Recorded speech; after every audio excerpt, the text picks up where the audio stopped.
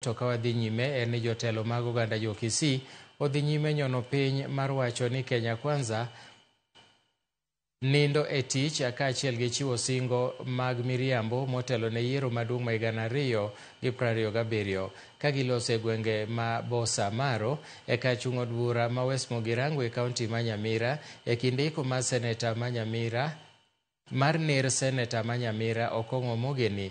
Jotelogo noseyo sirikal mar jatend piny William Ruto kuom mibadhi mogo tach e piny owacho mare.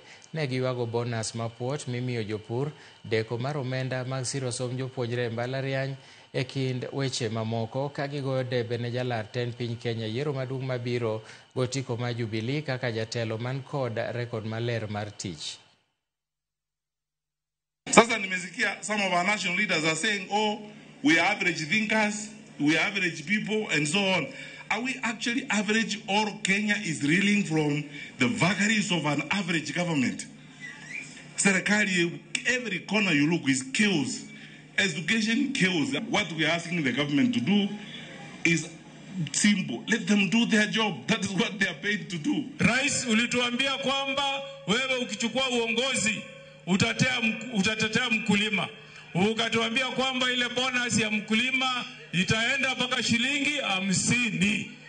Na wananchi wangu wa Nyamira, bonus ilikuja shilingi ngapi? Ilikuja shilingi ngapi? Tumwambie ukweli tusimwambie? Tumwambie ukweli tusimwambie? Ndio maana tunasema 2027 Mungu akipenda rais wetu atakuwa Fred. Wewe pesa ya capitation haupeleki kwa shule. Number 2, ukiona wakulima wa chai saa hii bonus inakuja shilingi 10. Ukiangalia walimu wa JSS ambao uliandika 2 years ago, sasa unawaambia tena waongoje miaka ingine 2 ndio watakuwa permanent and pensionable. Ukiangalia marafiki zako ndio wanaiba pesa ya serikali kama ni njugu wanauza.